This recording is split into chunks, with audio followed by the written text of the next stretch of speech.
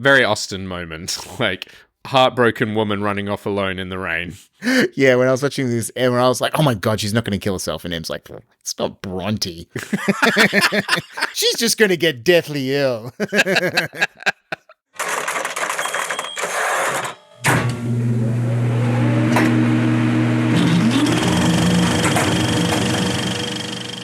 Hi, I'm Stu Willis. And I'm Chaz Fisher. And welcome to Draft Zero, a podcast where two filmmakers, Australian filmmakers, if that's relevant, decide what is good screenplay working. Or try to work out what makes great screenplays work. And today we are looking at something that we've mooted for a while, which is we're looking at examples of when characters are alone. And the examples that we're looking at are from Aftersun, script written by Charlotte Wells, who I believe is also the director. Mm-hmm. Sense and Sensibility, which was written by Emma Thompson. Who also stars.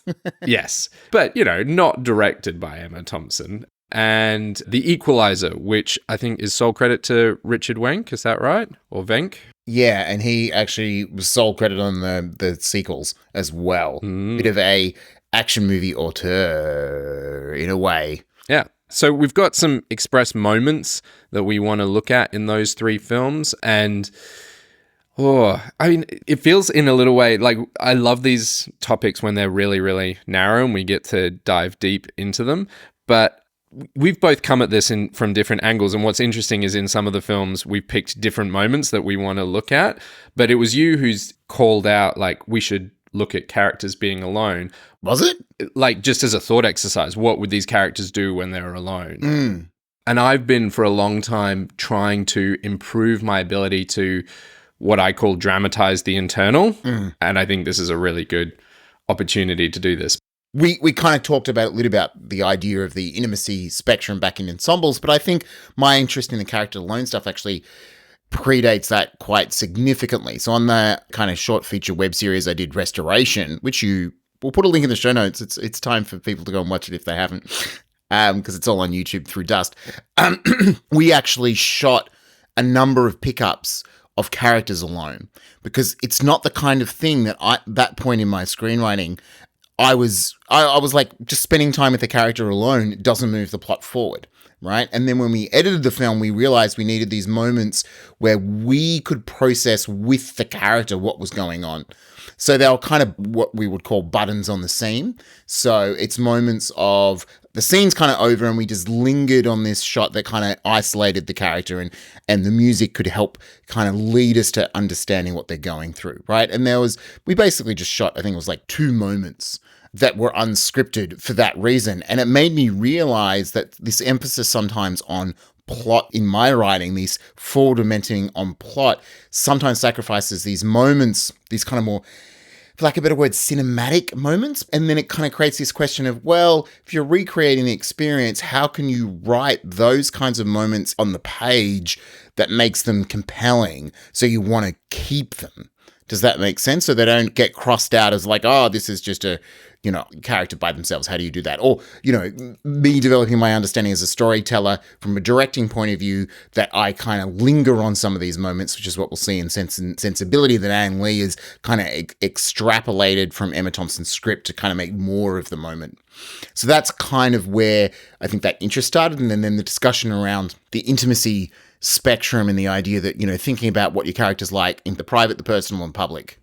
And it felt like diving in on moments of aloneness is kind of like its own subcategory, because you can be alone in public. You can be alone in the personal space. You can be alone by yourself. And I think all the examples are going to be combinations of these, sometimes created through French scenes, which we'll talk about. So sometimes they're buttons, or what would be the opposite of a button? What's like a header? Kind of thing that you might top out of, we got to top and tail the scene. And so you cut out these moments, but they actually have power. Anyway, I think I've kind of just transitioned now into the thesis stuff. Yeah. So I'm going to hand it back to you. Well, I thought it was just going to be so self-evident that if we're just spending time with a character alone, that was going to trigger the audience to ask, what are they thinking? Right? But I think I was considering it too narrowly, because I was thinking of a character being genuinely alone, right? And I guess I was thinking of those Drive moments where Ryan Gosling stares beautifully into the middle distance while bleeding to death, and you hang on them. And so there are these kind of standout moments when you just are sitting with a character sitting by themselves, and the absence of a plot question, the absence of action makes you focus on them and go, what are they thinking about? But as we looked at these different movies, I kind of realized that, like you've just pointed out, there are different versions or different scenarios in which characters can be alone, and they bring out different things. I mean, you made on Slack, I'm going to steal your observation because I'm like that, but plot over time, or sorry, character over, which one is it? Well, if anyone's going to butcher my saying, it's going to be me. It's not even my saying. So I think it comes from Stephen Cleary, which is plot is character over time. So the idea is that your characters take action, you extrapolate them over time, and that creates the plot. The interesting thing is then, and I can't remember how to balance equations properly, but basically I'm saying, well, then isn't character plot divided by time? So if you take time out of the equation, then we've kind of got a snapshot of character. As in, like, if you suspend the moment. Yeah. And I don't think that's strictly true, because when we get to the equalizer, a lot of the stuff around the equalizer is actually quite active and pushing the plot forward. But something like Aftersun, which is very thin in terms of the plot, is full of these moments. I was just going to say that using the intimacy spectrum, right? Like, characters can be alone, but in a crowd. They can be alone, but observing something dramatic. Or they can be alone and just not doing anything. Like you've said, they can be alone before or after scenes, which makes you consider the impact of what's coming or what's just been. So these moments of characters alone can actually achieve a lot of different narrative effects. And I was interested when we were looking at the equalizer, and we'll come back to them in detail, but some of those early scenes of him alone actually do two different things. I think sometimes they raise character questions and sometimes they answer them. Yeah, so it's worth saying this is connected to some of the character question stuff that we talked about only a few episodes ago, right? Where we talk about the scenes, often if you're not asking plot questions, and we looked at scenes where the plot question was answered, gave us an opportunity to start thinking about character. And so this is kind of connected to that, but I think it's a very specific application of it. Right? Because as you say, sometimes it is answering character questions. Sometimes it is asking the character questions, what are they thinking? Or quite often I actually think it's about creating empathy with the character. Like we're being with them and having them experience. And I think the different types of aloneness allows that. I mean, I think for me, the fundamental reason I'm interested in this tool is as a way of building empathetic connection between the audience and a character, right? Particularly to do with the interiority of the character without using voiceover. So we asked for a few examples from our patrons, and that's actually what led to Sense and Sensibility, which was a great pull. But a lot of the examples were like, oh, they've got voiceover over this character, or there's like effectively, an L cut or a J cut. So basically, character A talking about a character B, you see character A talking, and then you cut to character B by themselves with character A still talking over them, right? And that's kind of informing our understanding textually, right? And voiceover does exactly the same thing. And we deliberately picked examples where there is no voiceover. There is kind of, I guess, commentary through like, the shots are literally framed, in a particular way and lit in a particular way, and the music does a lot. So there's lots of things going on cinematically, but it's not using kind of literary or dramatic techniques, if that makes sense. Just going to your point about it creates empathy, like what is empathy but like putting yourself in the character's shoes? So if you are sitting with a character alone and you're not going, what are they doing? What's the next action kind of thing? If you're removing plot questions, then immediately your questions are going to be about like, who is this character? What are they feeling? What do they want? Right? And it is literally forcing you to put yourself in the character's shoes. And I'm thinking, like, I've got a note session tomorrow night that I'm kind of dreading because the development process has pushed me to a point where they want lots of my lead character in conflict. And the latest draft, they're like, the lead character's an asshole. I'm like, yes, because you're constantly putting him in conflict. And I think just some of those scenes, I can come out of them, like just have some of them either have like these buttons on the scenes or have moments of resolution or moments of him being alone will bring the audience back into empathy with him, because at the moment they're empathizing with the other characters in the scene who are finding him a source of frustration. Yeah, I mean, you can almost do that classic TV thing, which is like off Chaz's frustrated expression -- next scene. So we know that we button off the scene with a close up on you and something that's indicating your emotional state, which I think is a very good technique, right? And I said I've used it where you kind of shoot the character on a long lens, isolate them, and you kind of get a moment of them processing. What we're talking about is kind of a little bit different. Yeah. And I just want to note, this is one of those episodes that I really enjoy that's actually got us to go to scripts as well. But it's interesting either because of the drafts of the scripts we have or the time when they were written and what was fashionable. There's not a lot of the effect that we've perceived on screen from watching the films using the other cinematic tools that you've raised. There's not a lot of that being delivered on the page in these examples, I think. So, I guess whether it's a personal preference or not, I would be more overt now on the page when I'm trying to achieve that effect. And we were even having a discussion with one of our patrons, Thomas Wood, about style and I guess the calling out of what actors are feeling on the page. Anyway, not to say one thing or another, I just feel like this is going to be one of those instances where we compare what's happening on film with what's on the page, and we will probably take more from what we've seen and experienced in the actual film than from the writing. But I think it is important that we look at the page, which is why we've picked examples. And look, I actually think the one that writes more on the page about the effect is Aftersun, which is the most recent. Yeah. And it's a script that came through the Sundance Script Lab. So it was kind of developed indie film, right? And whose emotional atmosphere or mood is kind of what the film is about, right? Whereas, Sense and Sensibility is an adaptation of a novel. It is IP. The Equalizer is IP. And they're older scripts. So I think you've got a combination of the kind of films those are with the period that their scripts have written have meant that they're probably a more skeletal approach to writing than something like Aftersun. That's my personal take. I look at Aftersun and going, if I'm going to model my style of writing on anything, particularly if I'm running more drama or dramatic moments, I'm probably going to go Aftersun as a more contemporary example than Sense and Sensibility, which at this point is a 20-year-old script. 20? 30? God. Yeah. He's almost 30. The 90s was only 10 years ago, right? Right? Yeah.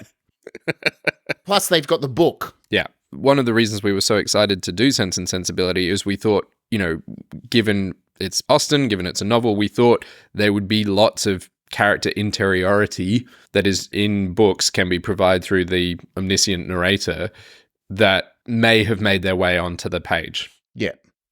But speaking of Aftersun... Don't you ever feel like tired and down and feels like your bones don't work, like you're sinking? You never know where you'll end up, though. You can live wherever you want to live. Be whoever you want to be. You have time. All right, so Aftersun is, as I said, it's kind of plot light. It's very much about a character experience and taking you on an emotional journey and about asking who the questions of these characters is. And the plot, such as it is essentially a 11-year-old girl, Sophie, she's from Edinburgh, going on a summer holiday to Turkey with her loving 30-year-old father, Callum. Right? Their age difference is not that much to the point where they even get mistaken as brother and sister, and Callum has to actually, no, she's my daughter.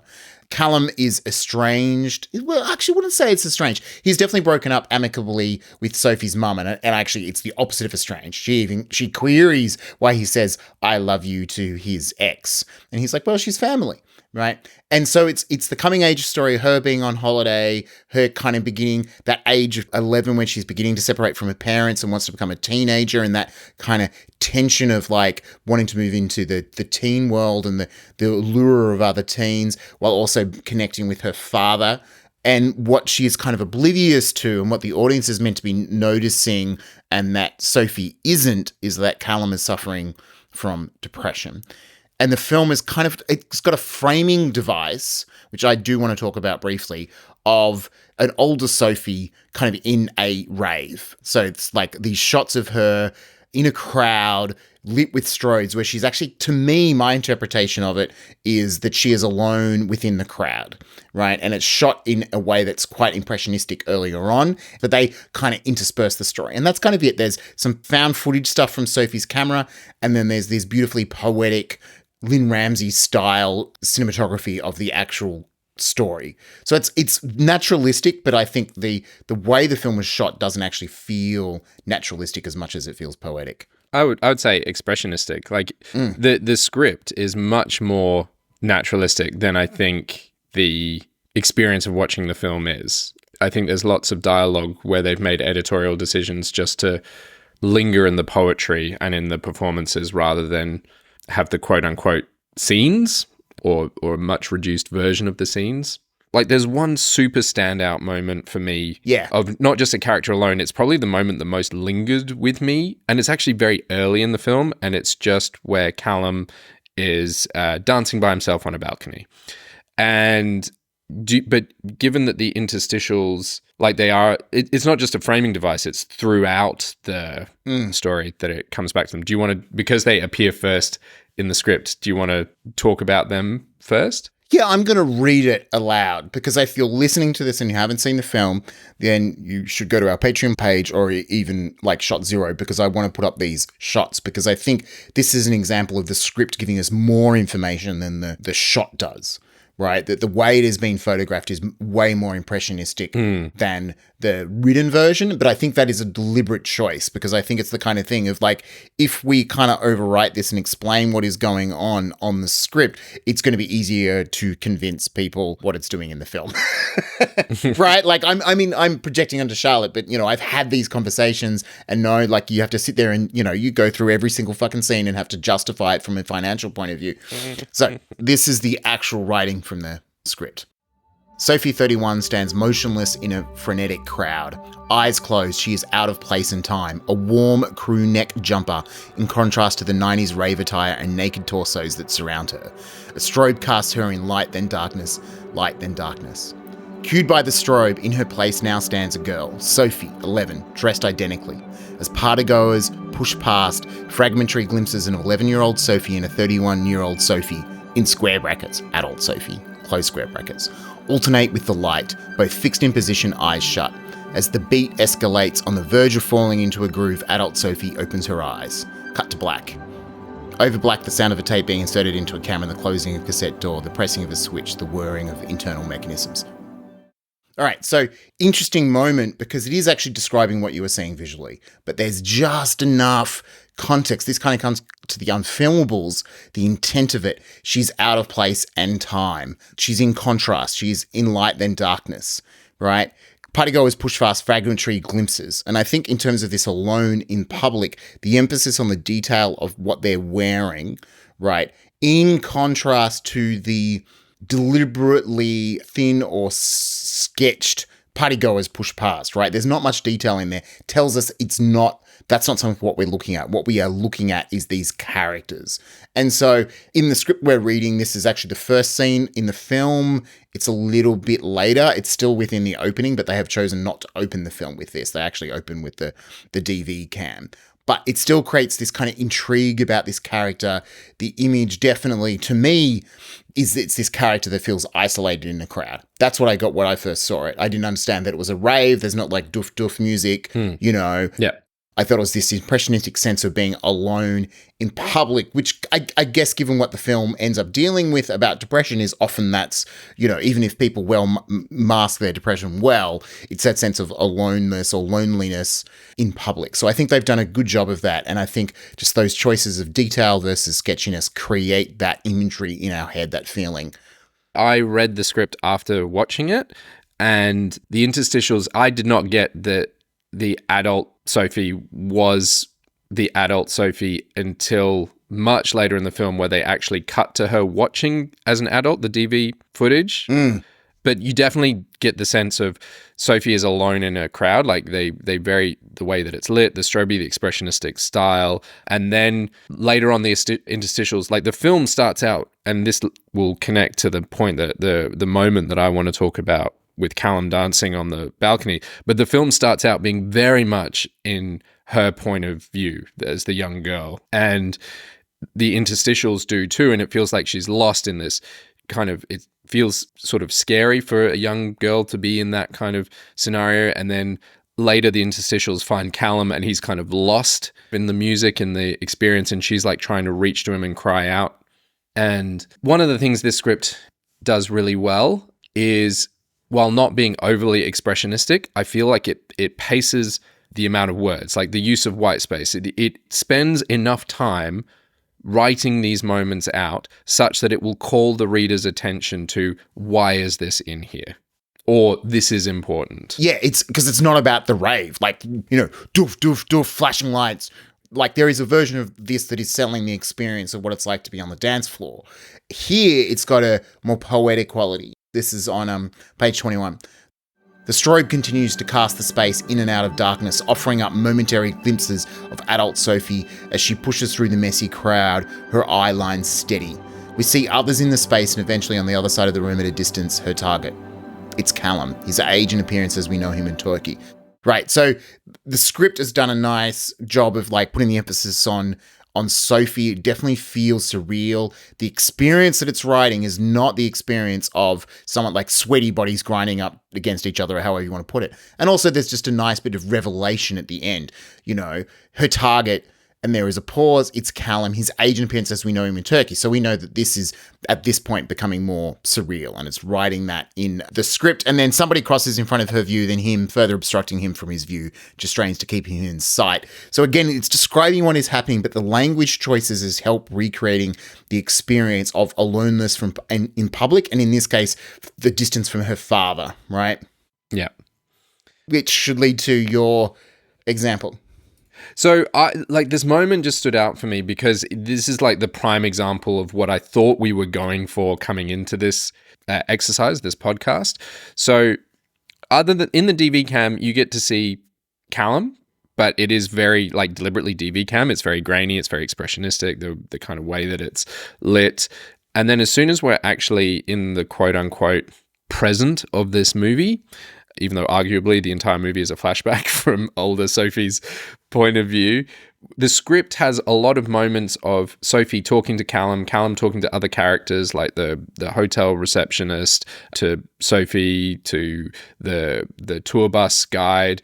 So there's lots of communication, and I don't feel that the script calls out the way it was ultimately either shot or cut together, which you can hear Callum talking, but it's so much from Sophie's point of view that in those opening scenes, you get very little access to his face. It's either shot below his shoulders, pointing at Sophie, or we're hanging on Sophie while she's like asleep in the hotel lobby, and Callum walks past and he's got his back to us as he's talking to the receptionist, or it's in a wide. And so it builds to this moment where Sophie's asleep in the bed in the hotel room. They finally arrived. Callum's sitting on the bed, talking to the receptionist, trying to get a change of room because there's only one bed in the room and he had booked a double bed. And then from then he goes out onto the balcony and just starts dancing. And I'm going to read that moment. It's on the script that we have. It's scene 12 at the bottom of page 8. Exterior hotel room balcony night. On a shallow balcony a few floors up, 2 white plastic chairs are set around a small table. Like the street-facing exterior, the facade of the building running along the length of the pool below is partly covered by scaffolding. Leaning against the railing, Callum struggles to light his crumpled cigarette with a flimsy hotel matchbook. Failing to strike a match with his broken hand, he swaps. Eventually, the flame takes, the cigarette held between his lips catches light, and he returns the matchbook to his pocket. Callum dials up the volume on his Walkman, set down on the table. The sound spilling through the headphones is just sufficient to be heard by him alone. He takes a long, slow drag from the cigarette and moves with the music, his arms loose and free. For a moment, it's as though he's somewhere else.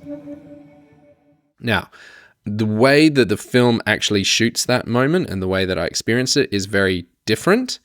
So he gets up from the bed and goes out to the balcony, but we stay in the hotel room.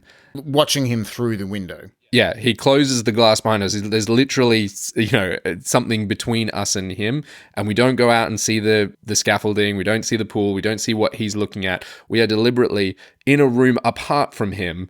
Like, the Brechtian distancing is fully dramatized. We can't hear the music that he's dancing to, and we just see him dancing. And what this shot does in the film is it just lingers with him for so long. And this is a character we haven't had access to visually so far. We can tell that he's the things that we've been told so far is he's a caring father. He's taking his daughter out on a holiday by himself. We don't really have insight yet at this point in the script to his struggles with depression. And it's just lingering in this moment of him dancing. And because because it's so early in the script, to me, this is one of those instances where it spends so much time with so little plot in this moment that it just forces us to go, who is this guy? What is he feeling? Why are we watching this? It almost gets to the point. It lingers so long that it almost moves from character questions to thematic questions, because there's no character questions to fill that void. I mean, it's an interesting shot because even as the script's describing struggling to light a crumpled cigarette with a flimsy hotel matchbook, you don't see the matchbook at all, right? His back is almost entirely to camera. He's maybe just a little bit of shoulder angled so you can see his broken hand. So that was the first time I kind of realized his arm was in a cast, and I definitely could tell that he was struggling to light a cigarette, but I didn't know it was with the flimsy matchbook. It could have been a lighter that it didn't work. Right.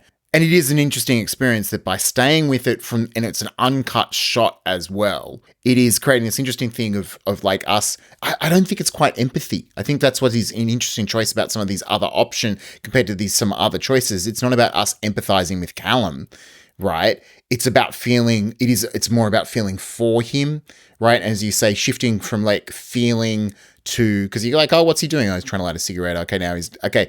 And then it's kind of just more just watching him and observing and as you say, tapping into these thematic questions. It's a very interesting moment, right? And I think from a writing point of view, it doesn't quite it's not like they've written this as one long paragraph that's unbroken to give us this impression that it's not cutting, but it does go from the specifics of the action, right, about how he's trying to light and, the headphones. And then it just tells us at the very end, it buttons it, the scene with the feeling, which is for a moment, it's though he's somewhere else. And that is a pattern that we saw in our unfilmable episodes where people would either top and tail with the visual description and then they'll find a moment to work in the poetic description. And you can see they've used that same idea, very kind of factual description of what he's seeing and the action, but ending with the emotional aspect of it. Yeah. And I do think that it's as though he's somewhere else definitely comes across. In a weird way, by watching him through glass in a distance, him being away and him kind of being caught up in this world, you definitely get the sense that he's taking a moment for himself and that he is not present in the world. Definitely. And regardless of how much the shooting changed, and maybe they got coverage of everything else that's written here and they just decided in the edit to hang with the scene from the hotel room. I don't know. Or maybe they were more intentional about it on the day as to what they were going to capture. But what they do in this scene on the page is the plot that happens is a guy lights a cigarette and listens to some music, right? That's the plot. And the scene has 5 paragraphs unbroken by dialogue, one of those paragraphs being 5 lines in length. The one thing that really aligns with the page and the feeling is the amount of time the writer has taken on the page to draw our attention, to linger in these moments. And then, as you say, it gets to that button right at the end, and that button is kind of like the payoff, perhaps, for a reader going, why have I just read 5 paragraphs about a guy lighting a cigarette? Yeah, because it could have been Callum struggles to light a cigarette, it takes, plays music on his Walkman, dances. There's a version of it that is incredibly pithy. Yeah. That example for me was It was quite powerful. It's one of the most powerful moments of the film, and it's so early because it was forcing me, weirdly, almost like a thriller does, it was forcing me to lean forward and engage with the movie questioningly. And like I said, I moved through all these questions like, who is this guy? What does he want? Like, and then it was holding on that for so long that I moved into, why am I watching this? Why are the filmmakers doing this to me? Why are they not giving me access to this guy? Like, it's a setup for the larger questions that the rest of the movie answers. And it's a great performance because there's a warmth to him, but the filmmaking finds a way, and I think you can see it reflected in in the script, but the filmmaking doesn't more, that he's a warm person. He obviously loves Sophie, but there is still a distance there, and they've found a way to kind of capture that distance. And I wouldn't call it aloofness. It's not aloofness. He's engaged. He's tactile. They're not doing, like, in Talk to Me, there's a real through line of the characters being quite touchy and feely early on in the film. And then as the group, like, we see them hugging and cuddling, and then towards the end of the film, as the group dynamics break down, they're physically isolated from each other. I don't get that with Callum here. He's not physically isolated from Sophie. There's something else going on. Yeah. I mean, there's also actually, I say that, and then there's like these amazing shots where he's like cleaning his cast and she's on the bed, and they shoot them in clean singles, and then they cut to this wide shot where there's literally a door between them, and he's on one side of the frame and she's on the other side of the frame. So there's lots of compositional techniques they are using to reinforce this kind of like close but distant element. Yeah, definitely.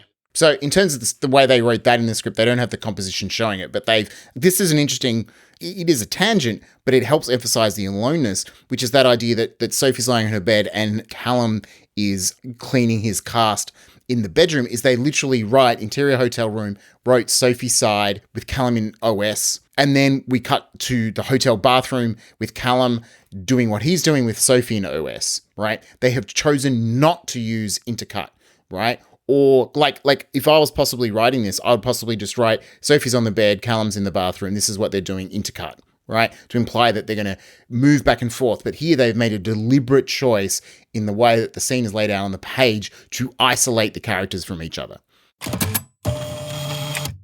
This episode of Draft Zero is brought to you by Arc Studio Pro, a modern, fresh app for the screenwriting world.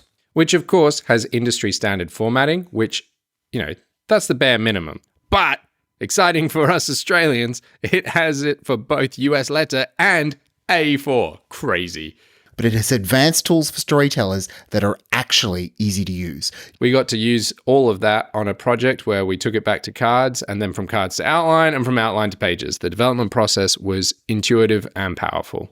All the while, it was the best remote collaboration experience we've had in screenwriting software, and we've tried a lot. I loved looking at a line of dialogue that Chaz had edited, going to the edit history and changing it back to the line that I wrote. We used the software to present to our producer and script editor at each of those stages, at boards, at outline, and then at pages, who could then leave comments in the app, which is both useful and terrifying. It really is as easy to use as Google Docs. And this development workflow has worked so well that Chaz has decided he doesn't need me anymore. And he's using it on a solo project because it's not just for collaboration. And I know I'll be using it on one of my own projects because the development workflow really is that intuitive. We've noticed Arc Studio Pro is being constantly updated, and the development team is super approachable and responsive. They've now introduced the new notes feature, which facilitates that collecting of all your scraps of ideas and allowing you to get into the flow of free writing and figuring all your structure all within one spot. Arc Studio Pro. Join the thousands of screenwriters from amateurs to pros and everyone in between who've already made the leap. Arc Studio offers a completely free plan because starting to screenwrite shouldn't cost you anything. But you can also get $30 off the pro plan if you want some of these pro features. If you visit the link in the show notes, or go to arcstudiopro.com/draftzero. That's draft zero without a hyphen. And now for the third hour of a screenwriting podcast. Except this episode is like 90 minutes. All the better for it. All right, should we move on to Sense and Sensibility? Yeah. The delightful Jane Austen adaptation written by Emma Thompson. I think she won the Oscar for this screenplay, as directed by Ang Lee. And there's a real beautiful, I feel, connection between those two artists that is expressed in this. This year, only one motion picture will bring you all the surprises that life and love can offer. The air is full of spices. Marianne and Eleanor, as different as two sisters can be. Do you love him? I do not attempt to deny that I think very highly of him, that I greatly esteem him. Esteem him? Like him? Eleanor's not like you or me, dear. She does not like to be swayed by her emotions. All right. So, what I enjoyed about this is, yesterday I was going through and finding the script references and posting them to you, and you were like, I have different moments from the ones you've picked out. I thought we might go through the moments chronologically. Chaz, summarize the film first. All right. Due to British property laws at the time, upon the death of the patriarch of the Dashwood family, he leaves all of his fortune to his son, which subsequently, by their gentrified standards, impoverishes his wife and 3 unmarried daughters. They can only keep 2 servants. They're very poor. Yes. And can only live in the most gorgeous cottage I think I've ever seen. A cottage is not a cottage. That'd be like a $5 million house. And it's about the trials and tribulations of these women finding both love and independence. Independence meaning financial, not being destitute, right? Isn't that how you interpret it? Yes, but I also feel like they are in a battle at that time among those mores to find love that respects them. Not just marrying for money. Yeah. All right. So the 2 daughters that we follow particularly is Emma Thompson, who's playing Eleanor, Kate Winslet, who's playing Marianne. The first love interest we're kind of introduced to is Hugh Grant doing his foppish thing. He plays Edward Ferrars, right, who's their kind of, I guess their non-related brother-in-law. It's the brother of their sister-in-law. And that's kind of the first love interest. He gets called back to London. And then Marianne, the Kate Winslet character, who's introduced to the Colonel, played by Alan Rickman, who's, as you say, he's very respectful. I think they've done a good job of not making him feel like a perv, because essentially she is a young, attractive woman who's moved in. He is, as a Colonel, quite well established, but he's older. And they're trying, basically there's a matchmaker who's trying to bring them together. He's kind of keeping, he handed her a bowling ball. He is super keen. That is super flirty. Meanwhile, while that's going on and she's just ignoring him, John Willoughby, who's kind of this bohemian, for lack of a better word. Libertine, I think, is the word that they use. Libertine. It's a libertine meets Marianne and he feels up her ankle. It's pretty risque. And she kind of has this crush on him. And it is a romantic comedy of these are the love interests. Who will end up with who? It is actually a delightful film. Yes. Beautifully shot. Oh. The performances are incredible. I mean, some of the moments that we're looking at, Ang Lee's direction has complemented the writing in the same way that I think Charlotte Wells's direction complemented her own writing in Aftersun. Yeah, very different styles, but yeah, absolutely. I completely agree with that. All right.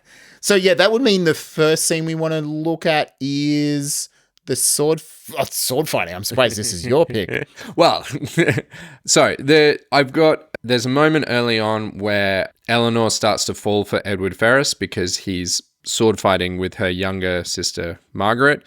Then we've got this moment as Eleanor and Edward are growing closer together and they walk out of the house together. And it's a beautiful shot as we drift behind them to find one character alone observing them and their reaction, and then tilt up even higher to the next floor of the building where we see another character observing them. And then I've got a moment of Eleanor being by herself, essentially mourning her loss of her love. It's trying to express her heartbreak. And then the scene that I want to look at is There's this great moment when Eleanor is left alone with a teacup after all the family go off. Oh, so great. And then there's two related scenes, which is after, it's Austen. So, of course, one of them gets deathly ill. Oh, this film reminded me so much of actually Little Women. Yes. And apparently that's the success of the 1994 adaptation of Little Women is what led to this going into production. So obviously we weren't the only ones. So Marianne runs off into the rain and gets sick. So there's a moment of Marianne in the rain having big emotions. And then there's a moment after when she is kind of ill that we have a moment of Eleanor alone in kind of like a private space. And this film, I think, was the one when I was watching it where I'm like, oh, this is actually, there are all these different flavors of characters being alone. And I think these different scenes portray that range of flavors and narrative experiences. Yes. So the first one that I had, it was the first moment I noticed a character being by herself. And this was Eleanor watching Edward and her sister sword fighting. And she is ostensibly not quote unquote alone because there are two other characters in the living room with her, but they are having a conversation and she is sitting off to herself writing. So there's first of all like the framing and the separation and the detachment, and then it showed her looking out across the beautiful gardens at Edward and her sister. And this is one of those moments where because she's observing something dramatic, I feel like it is raising character questions. Like basically to me, it's like, how does Eleanor feel about this? But it just feels so obvious and so clear because she's watching something dramatic. And I think we'll get to this in The Equalizer. There's a difference between watching characters alone, either doing something or observing something happening.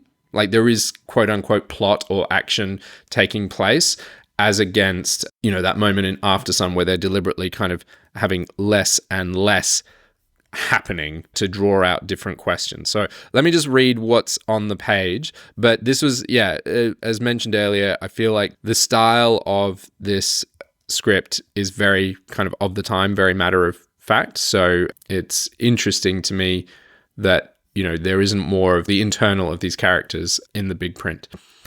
Page 14 of the script that we have. Interior Norland Park drawing room, another day. John is reading a newspaper. Mrs. Dashwood sits across from Fanny, who thumbs through a fashion plate magazine. Eleanor is at a desk by the window, writing a letter. We see the words, "Of course, we should like to leave as soon as possible." Suddenly, she hears a commotion outside. Margaret runs past the window brandishing a stick. Edward follows, proceeds to teach her the first principles of sword fighting. They feint and parry, Edward serious, and without a hint of condescension. Margaret concentrating furiously. Edward suddenly turns as though feeling Eleanor's gaze. She smiles but looks away quickly. I feel like this is an excellent example of the, show don't tell, like how you can write action to dramatize the internality without having to call out, unfilmables or character emotion or anything like that. Totally. Because they are doing with action, right?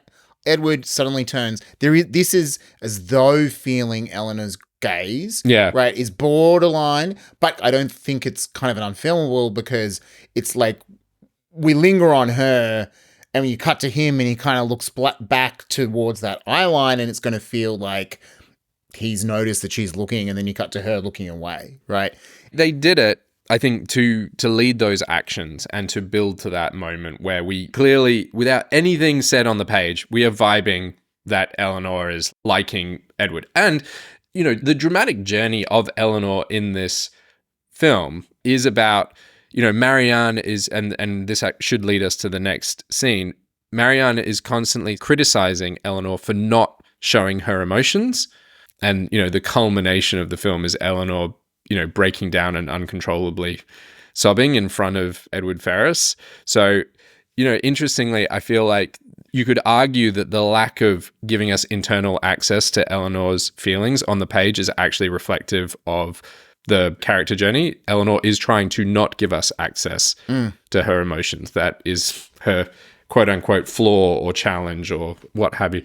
Yeah, I think that's a good observation that part of writing the style or writing the experience is trying to write the performances, right? Like the feel of the performances and the characters. And I think that connects with that, particularly that kind of stoic, stiff upper lip English kind of attitudes towards emotion.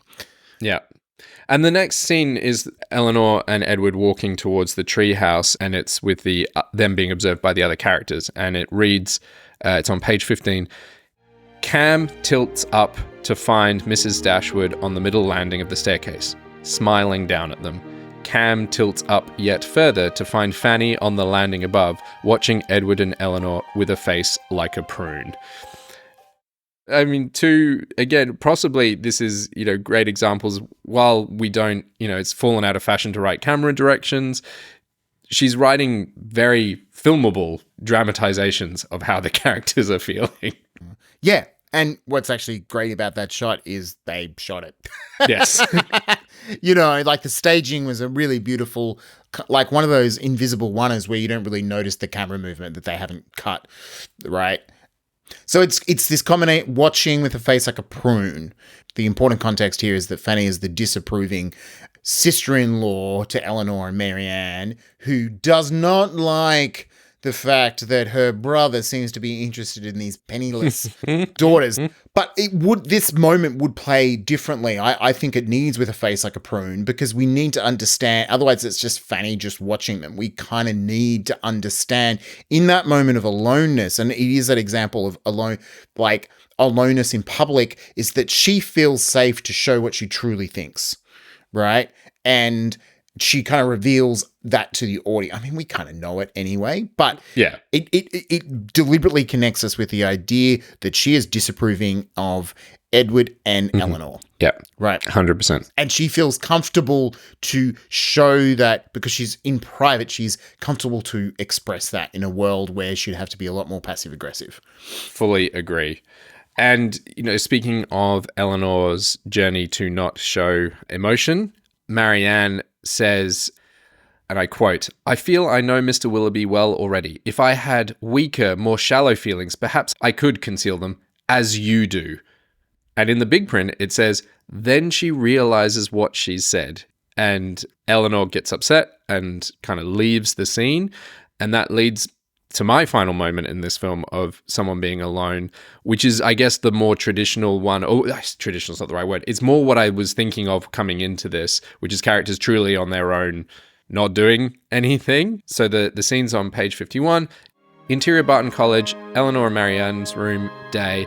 Close on Edward's handkerchief. We can see the monogram ECF clearly. Close on Eleanor staring out of the window. Tears stand in her eyes, but she presses the handkerchief to them before they fall. Again, dramatizing the internal, it's so obvious what on the page without having to go in like, Eleanor is heartbroken, blah, blah, blah, blah, blah. But they've had to take this moment out of the plot to make it clear on the page the depths of Eleanor's feelings, especially for a character whose, as I said, defining characteristic is hiding her emotions. Maybe her defining characteristic is sensibility. And her sister's defining characteristic is sense, as in sensuality. Next, you're going to tell me that the two characters in Pride and Prejudice, one is proud and one is prejudiced. I think this is just a great example of a talisman letting us access to the characters. But it's, that we can see the monogram ECF clearly. So that is a moment that is created contextually that allows us to access the character.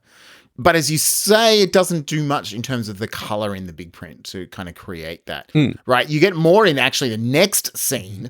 This is just big print popped out of me. Willoughby's profile glows behind the screen in front of her, Marianne. She looks up and stops gazing, bewitched at his beauty. The lips move, a whisper, Marianne, then louder. Haven't you finished? He moves out from behind the screen, eyes full of laughter. They look at each other.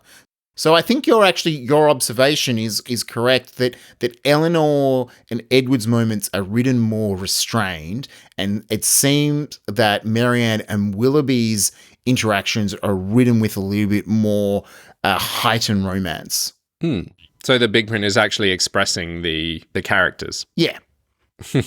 So the moment that I wanted to look at, and again, this is something that's made more of in the direction, right? So it's the button on a scene that it's actually quite a long scene that starts in the PDF that we've got around page 64, right? So the context for this moment is that Willoughby has asked to speak to Marianne in private the next day, right? And everyone is anticipating that Willoughby is going to make overtures towards a possible marriage, an engagement with Marianne, right? So the other sisters, including their youngest, leave to give Marianne and Willoughby time alone.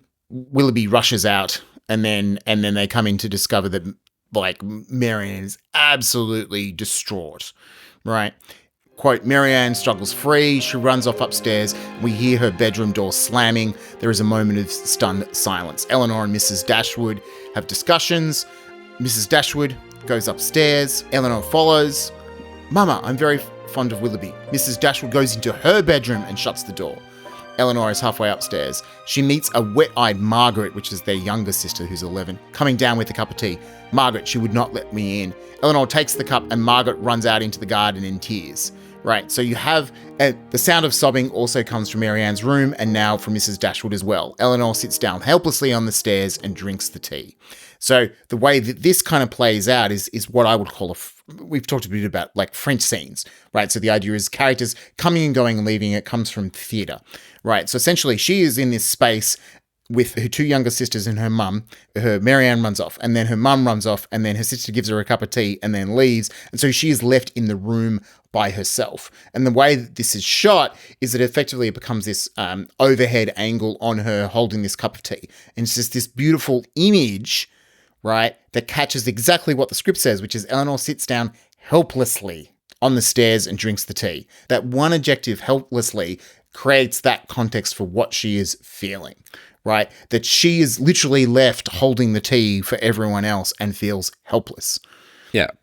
I mean, what I don't think comes across that it works so well as a gag. Like the way that it's shot makes it hilarious, right? And the way that it lingers. Like if I was writing this now, and I am not Emma Thompson, talented, wonderful performer and Oscar-winning screenwriter. But I do think this is like fashion in screenwriting now. I would play up the gag on the page, like try and create that sense of laughter. Because like you said, the way that it's shot it's so great because the camera is up on a higher landing looking down the staircase at the lower landing, off which all three bedrooms have doors, right? So we've seen one door slam, another door slam, and another door slam. So in the film, Margaret also goes into a bedroom, not out into the garden. Yes. And so Eleanor is left standing in these three doors from which like howling sobbing is coming from all three bedrooms. And she's kind of like holding a cup of tea and it's go, what do I do? Right. And again, the direction is wonderful. She sits and has the cup of tea, but she's sitting facing those doors. She's facing away from camera. She's wearing a bonnet. We cannot see her face. The directing accentuates Eleanor's aloneness. The performances of the sobbing are, quite heightened and comedic. I think there would be ways today on the page to highlight that more how that feels more than just helplessly, which it does do very well. Okay, so now it's page 103, 104. It's when Marianne storms off. Yeah, very Austen moment. Like, heartbroken woman running off alone in the rain. Yeah, when I was watching this, and I was like, oh my God, she's not going to kill herself. And Em's like, it's not Bronte. She's just going to get deathly ill. It's like, fair enough. So effectively, Marianne has discovered the truth of Willoughby, which is that Willoughby has impregnated the kind of ward, for lack of a better word, the ward of Ellen Richmond's colonel, and is to marry her to make an honourable woman and man of himself, right? So she gets taken home, and then they're like, oh, it's going to rain. And she's like, but I'm going to walk home anyway. And so we get exterior of the hill. Rain has started to pour down. Marianne walks on regardless.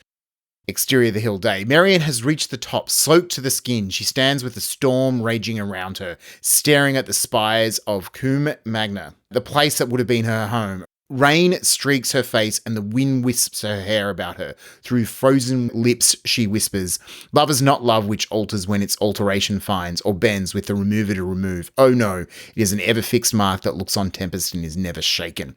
This is a small moment of aloneness, and I think it's in the contrast. This is a moment that's completely created through context, right? We know what she is looking at. We know the house. I don't think we've actually seen it before, but we kind of understand that through context. We understand the reference to the poetry. It's kind of commentary. She's speaking to herself, but it gives us access to her pain. The rain, like in an interesting way, I think this moment reflects that kind of like externalization of Marianne's. Yeah. She is very big with her emotions and she lets it all out here in a great dramatic gesture. And I think the writing reflects that. I think that's what's interesting about it.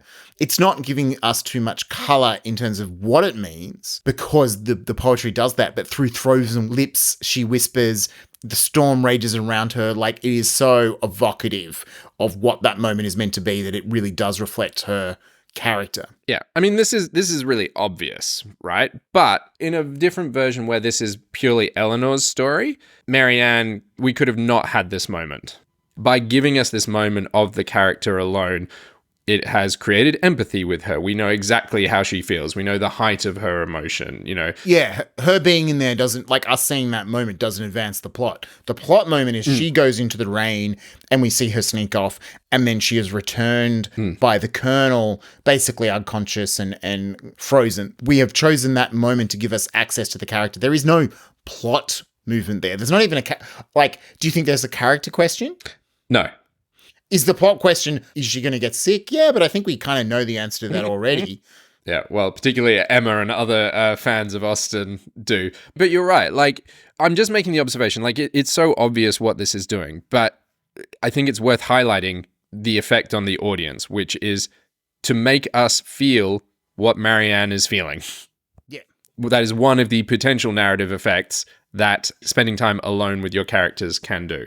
It's feeling with her, but it's also a cathartic letting go because at this point she needs to be able to move on from Willoughby and develop an attachment to the Colonel, right? And I think it is a moment of seeing her almost like it is a sadness, but is kind of like a release. That's what I got from her. All right, so the last one, which is basically, it's one of these alone in public. So Marianne's been lying in bed really sick. There's a doctor there kind of by her bedside and there's a morning where a shimmer of light appears on the rim of horizon. Somewhere a lark breaks into clear, untroubled song. Dr. Harris sits slumped into a chair. Marianne lies motionless. Eleanor rises with difficulty from the bedside and goes to the window. She is white as paper. The lark sings. Then from behind comes the faintest of whispers. Eleanor. So that moment is a little bit more protracted in the film, but it's this, we see the surrounds and then we have a moment of aloneness with this character, Eleanor, who doesn't express her emotion that much, right? And we get to have her, and I think it's actually an interesting, it does connect us to the equalizer, right? That Eleanor is a character who's very good at masking her emotions from others. So finding moments when she is able to let her mask down and reveal her fears creates empathy for her. I think that's important for Eleanor, that we know that she's emotional. It's like that moment with the handkerchief. We know that it's not that she's a robot, even if that's what her sister thinks of her, because we have given access to her to see her concerns. Absolutely. Well, I was going to jump on your segue to the equalizer, because in choosing the third film, what we got to was, would seeing characters alone in a much more plot-heavy film have the similar effects to what it has in a drama? A film where, you know, Sense and Sensibility and Aftersun, it is trying to involve us more in what these characters are thinking and feeling. That is the, you know, purpose and point of those movies. Whereas The Equalizer, it is less about having access to Denzel Washington's character, Robert McCall. I disagree. Yeah, but I'm going to say, I think what elevates it above other movies is that it does give us this access.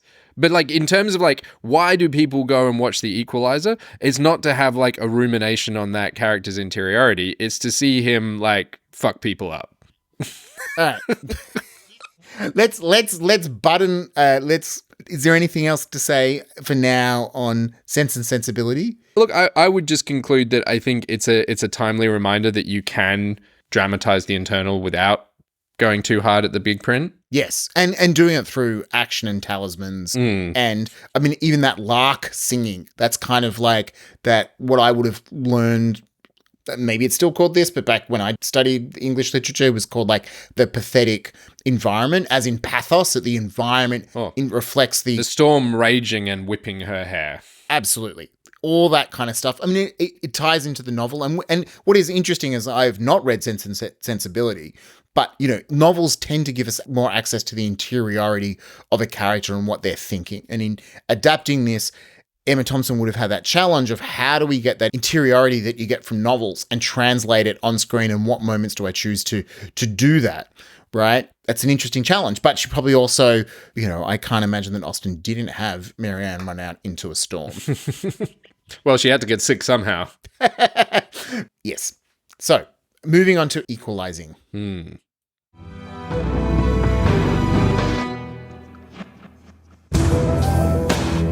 Think you can be anything you want to be. Change your world. I promised I would never go back to being that person. But when somebody does something unspeakable to someone you hardly knew, you do something about it. Because you can. I'm here about a girl.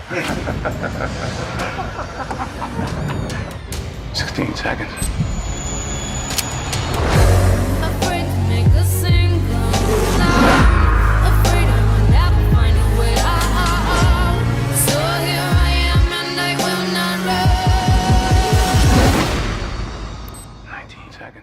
All right, Stu, given that Denzel core is your favorite dad core, do you want to summarize the Equalizer? That's so good. Let's be real, man. Like, from Man on Fire, Crimson Tide, like his run with Tony Scott's amazing. Oh, but also, you know, obviously Training Day is in its own thing, but in terms of like pure dad core, Unstoppable. I never thought I'd be interested in watching a film about a train. Oh, fucking Unstoppable is so good. So good. I mean, it's Chris Pine and Denzel. Oh man. Anyway, yes, you can see why I will go to the mat arguing that Denzel Washington Dadcore is better than Liam Neeson Dadcore. Anyway, The Equalizer is a kind of feature film adaptation of a TV series called The Equalizer. It kind of centralizes on a character called Robert McCall. Basically, the tagline for this film should be, "Got trouble, who you gonna McCall?" Right. And he basically lives a quiet life in Boston, right? He works at a hardware store. You know, he's helping this character, Ralphie, train to become a security guard. But we see that Robert is somewhat troubled. He lives a very sparse life. His apartment is very empty. He reads books. He basically has insomnia, and he goes to this diner to read and have tea, and we can see that he's quite meticulous about it. He basically takes his own tea bag and they just give him hot water, right? And he befriends a young prostitute there, Terry, played by Chloe Grace Moretz. Yes. And they basically bond, and then he sees this moment that Terry's being beaten up by her pimps, and then he learns that she has been taken to the hospital in ICU. And he goes to talk to these pimps and basically buy out her contract. And this is an important beat because he essentially is like, I will give you $10,000 and you should do this. You not taking the right way out is going to end in trouble. And he ends up slaughtering all the men in there and leaves. And then what happens is the Russians are like, who the fuck did this gangland hit? This guy is ruthless. And so it becomes like he has kicked the hornet's nest, so to speak. Yeah. And the Russians send basically a assassin out to find out who did this, a fixer to find out who did it, and they chase him down to Robert McCall, and it ends in, honestly, one of the best. The final act of this film is basically a slasher film, and it's one of the best slashers of the last decade, right?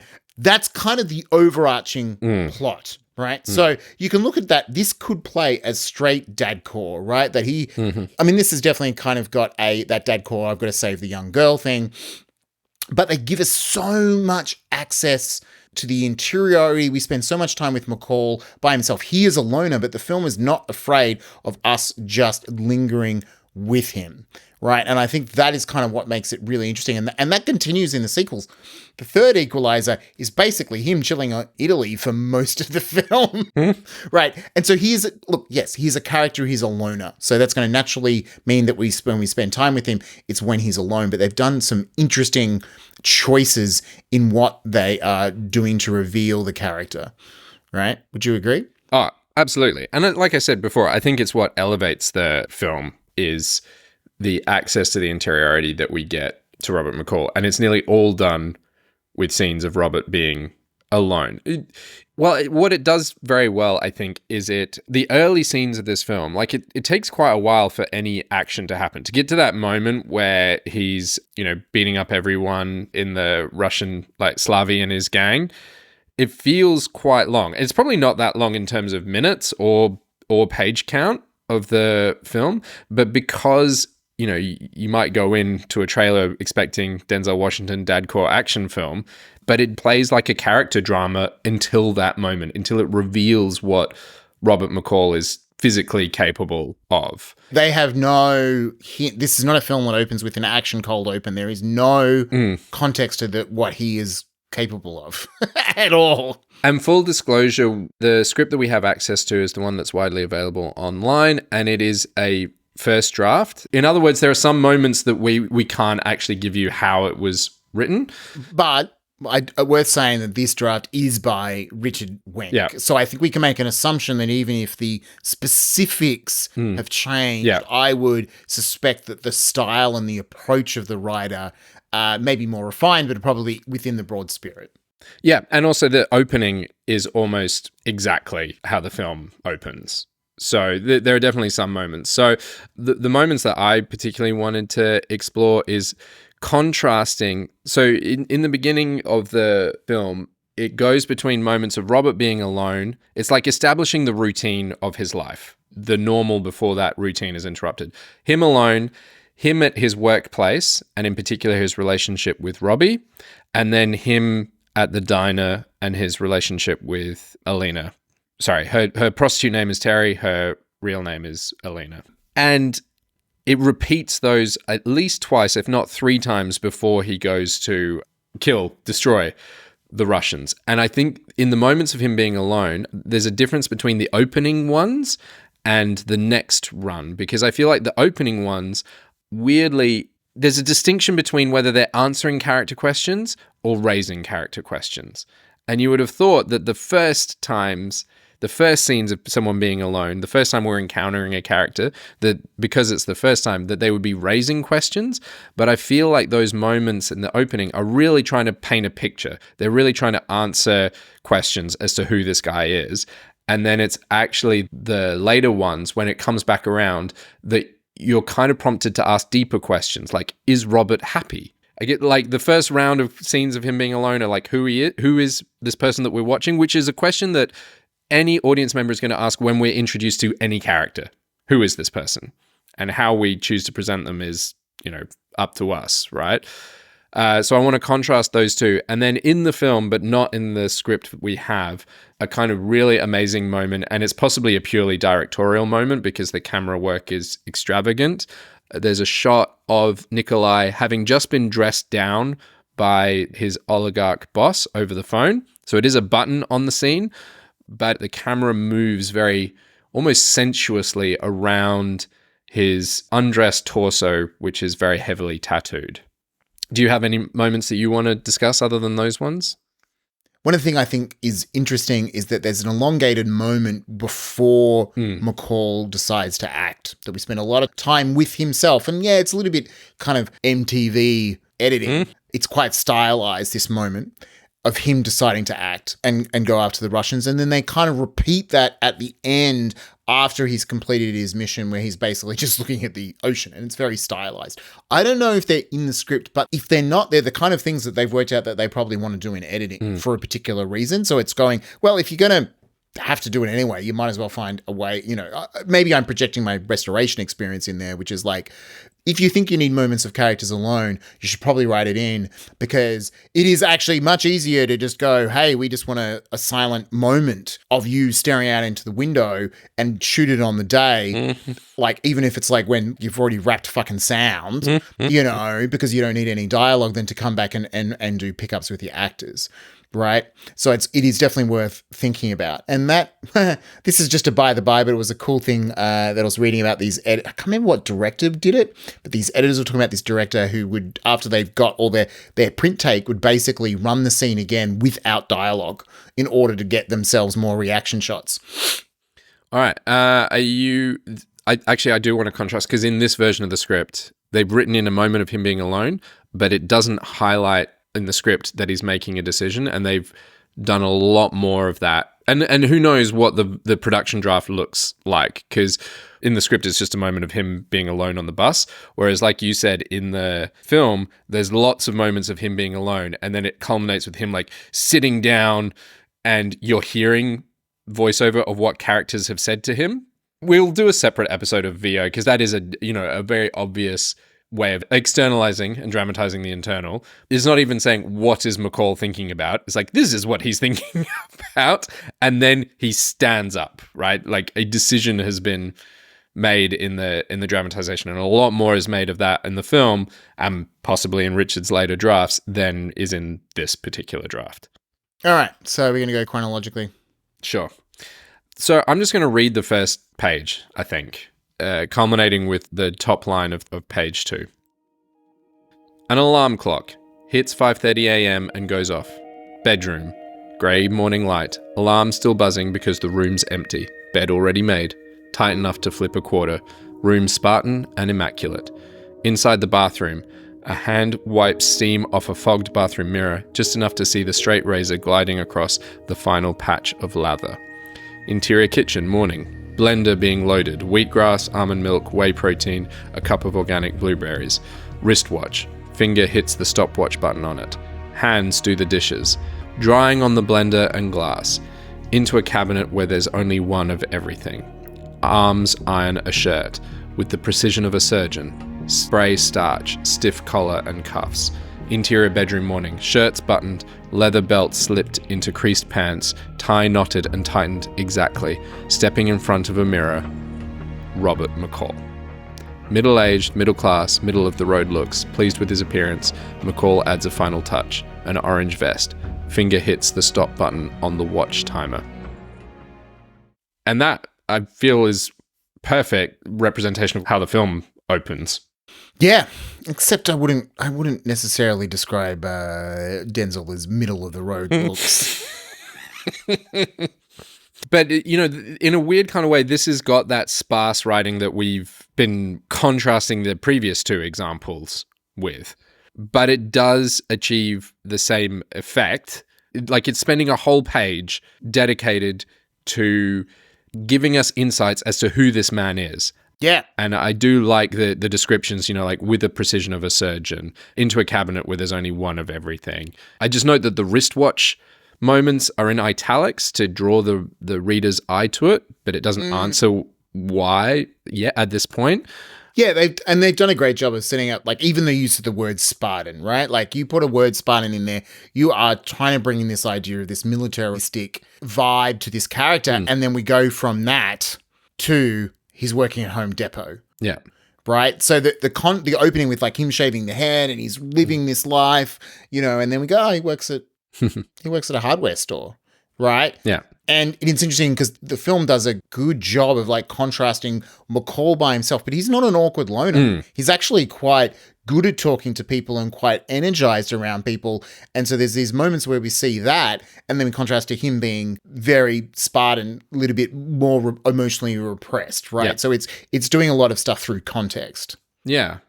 And like I said, this is Spartan writing as well. Hopefully that came across. But, it does take time when it wants to, tight enough to flip a quarter on the bed already being made. It is answering questions as to who is Robert McCall. Or like I said earlier, it's painting a picture. And then I just wanted to contrast that to a moment in the script. It's actually a moment that drew attention to me in the film, and it's not written this way in the script version that we have, which is the next time that we come back to McCall being alone, you know, after scenes of him being at Home Depot, scenes of him going to the diner, there's a moment where, and it's at the bottom of this script version of page 6. And so it's interior McCall's bedroom night. Clock reads 9:40. McCall in bed, reading a hardcover of Hemingway's Old Man and the Sea. Clock, 1:48 a.m. McCall, in the dark, wide awake. And in the actual shooting of it, the distinction is you've got Robert in that moment. He stops reading the book. He marks his page, puts the bookmark in, turns the light out, and then sits there without taking his clothes off. And I think he like brings the book to his head. That self moment, the fact that there's kind of choices in there or afflictions, the way that that moment played on screen is very different. I felt like McCall cannot sleep. You know, there is something afflicting this man. And it does pay off after the one time you see him sleeping soundly, and the script does call this out, is after he butchers the 5 Russians.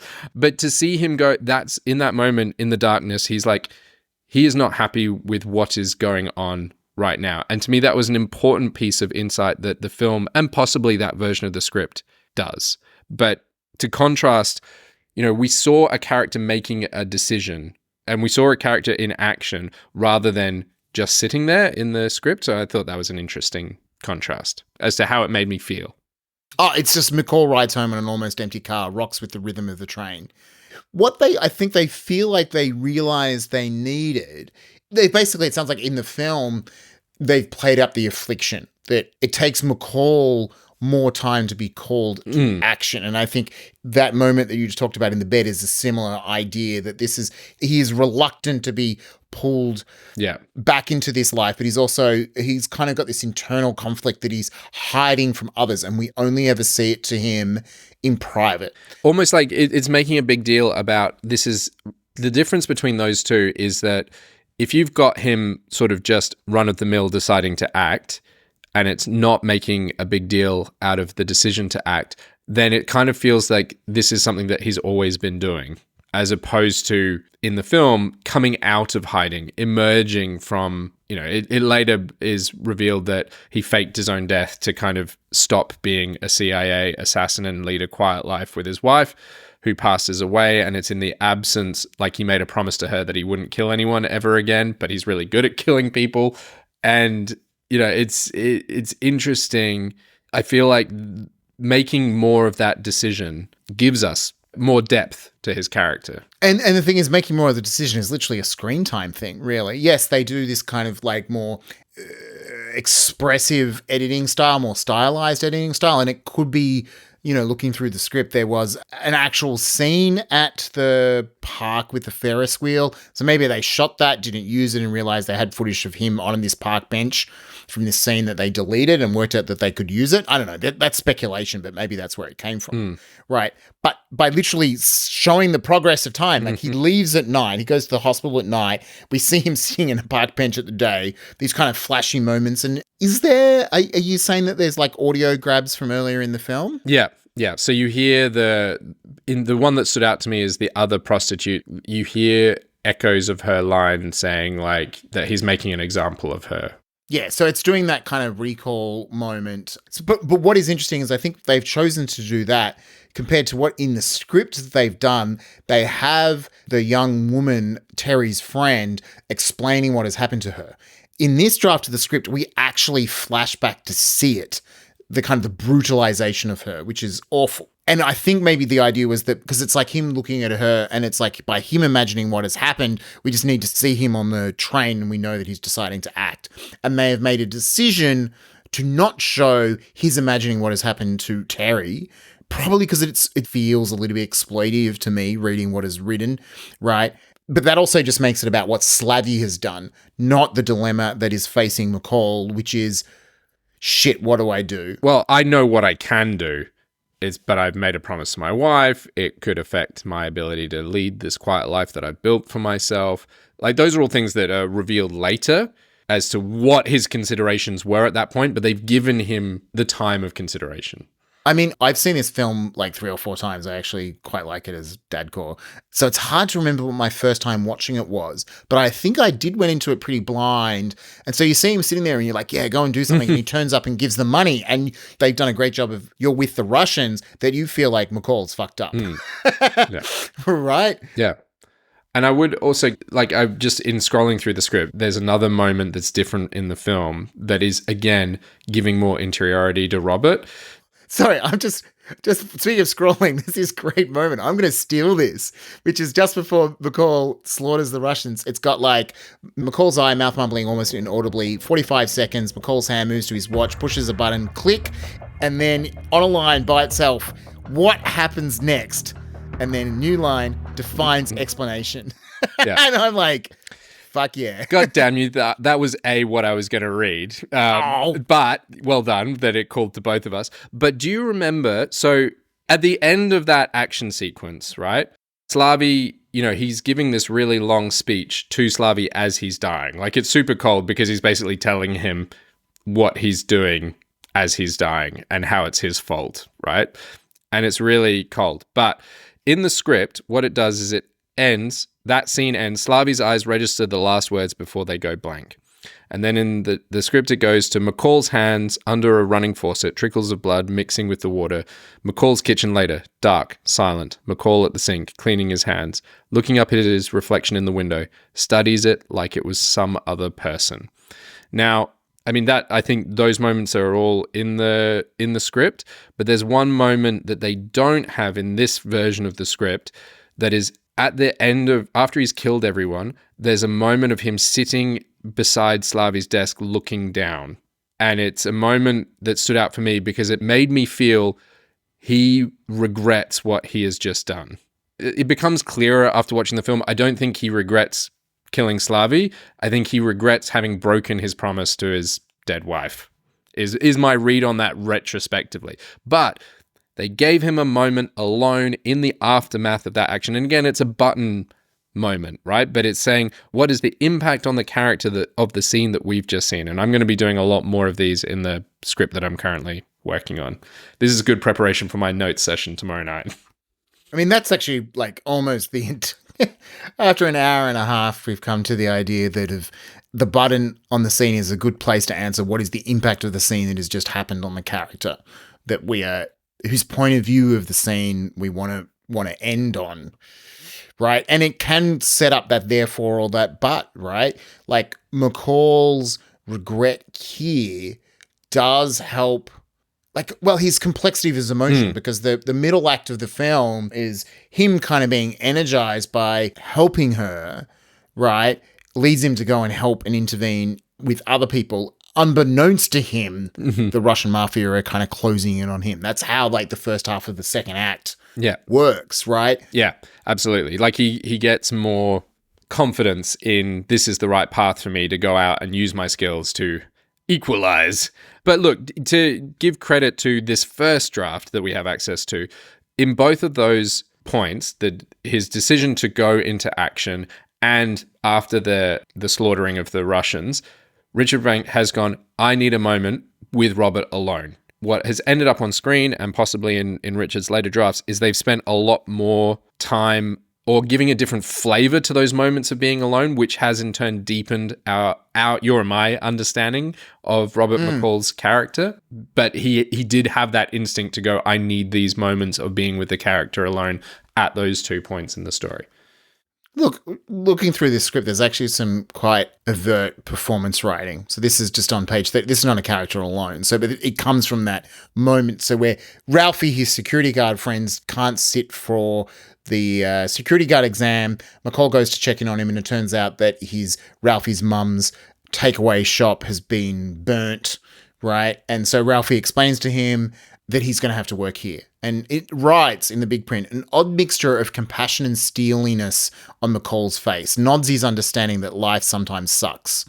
Why don't you call the police? That is quite overt, right? An odd mixture of, oh, you shouldn't write expressions. Man, this script got Denzel fucking Washington in it. So, you know, I mean, Richard Wenk was quite established at this point. It's a pre-existing IP, but he has chosen that this is a character that is got a lot of complexity under the surface, right? Which I think is why, you know, I like the Equalizer films as far as Dad Core. I think McCall is a far more interesting character than whatever Liam Neeson's character's called in Taken. Whichever the fuck. Taken, The Commuter, all of them, they're all kind of ciphers, you know. You know, McCall seems a little bit more complex. I mean, you know, before we keep shitting on Liam Neeson, Dad Core. I like Liam Neeson, I know. But we have, in our Antagonists versus Nature series, looked at The Grey, where I think in that film, there's a lot of early moments of us being alone with Liam Neeson's character, and that, you know, has a similar effect. Yeah. If you are writing this kind of like lone wolf action movie, I think studying The Equalizer and probably The Grey are really good examples of how to infuse that kind of sense of character, right? And if that's what you want, you might want a straightforward, we don't really get to know the character cipher, but if you want something that's got some more complexity, I think The Equalizer does a good job. And part of that is by giving us access to that alone time. It's just like, there's definitely moments in The Equalizer where we see McCall like installing the cameras and it's a plot question. What is he doing? It's not about what is he feeling, right? And I think a lot of those moments of him sitting on the bus is actually about what is he feeling. And it's not just about showing that this, I mean, it is partly the juxtaposition, you know, you get the juxtaposition of him being in his work family and quite friendly to him getting the bus home, sitting by himself. But it is about what is this man feeling is kind of the question that we're asking. Yeah. Any learnings from doing this episode? There's a degree of confirmation bias. So it's like, what are the surprises? Yeah. Right? What is anything surprising that I have learned doing this exercise? I mean, I guess the surprising thing about Sense and Sensibility is the connection to the big print as being reflective of the character, right? And there are characters that, you know, Marianne and Eleanor are drawn in contrast, but the fact that the big print kind of reflects that contrast in personality is a great learning lesson to create, to imply performance without being specific about the performance. Yeah. I thought, you know, for me, the lesson from Aftersun is kind of the lingering moments in there and The Equalizer, which I guess maybe you and I are more likely to write The Equalizer than we are Aftersun. I would not put a period drama beyond us, though. Right. So, what about you? I mean, the main things I got is I loved seeing in contrasting to Aftersun and The Equalizer, the two very different writing styles can give rise to the same narrative effect. Those, you know, one is taking away action of the character being alone and spending white space time, but to prompt us to go, who is this person? What are they feeling? And then Richard Wenk being very terse and lots of actions, but again, with the character being alone and the different style, it still prompted us to go, who is this person? What are they feeling?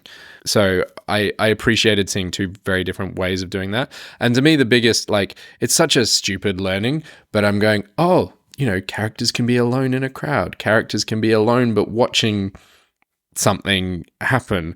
You know, I guess when I came into this, I'm like, characters alone. That is just characters alone doing nothing. and that sort of short-sightedness, it was nice to see the multiple examples. Yeah, that's actually like I have written the equivalent of the looking at the talisman and then out the window moment, right? That we saw in Sensibility, right? That's, you know, or looking in the mirror like we saw in The Equalizer. It's finding those other opportunities, either as buttons or at the heads of scenes or just in your blocking to let characters drop their masks, right? Or think about what mask they're, you know, putting on. I think that stuff is kind of some interesting learning. And I think maybe it worked with Prune Face. Yeah.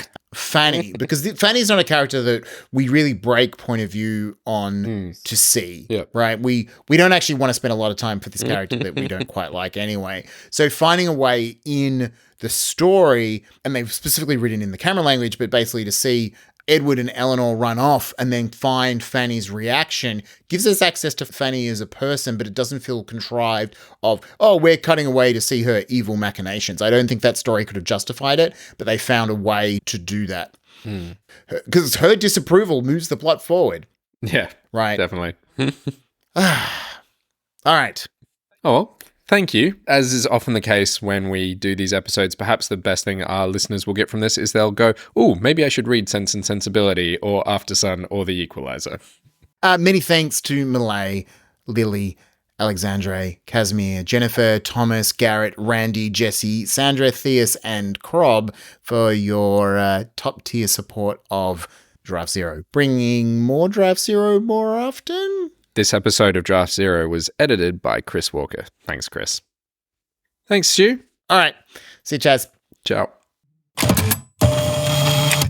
I hope you all feel like arguing with either Stu or myself About anything on this episode or anything in general. and you can find many ways of getting in touch with us at our website At draft-zero.com, At the website, you'll also find the show notes for this and all our other episodes. as well as links to support us and spread the word for free via a rating and review on Apple Podcasts. Very important for spreading the word. Or if you think that what we do here is worth $1 or preferably more than $1, then you can also find links to our Patreon page to support us getting these episodes to you quicker. Thanks. And thanks for listening.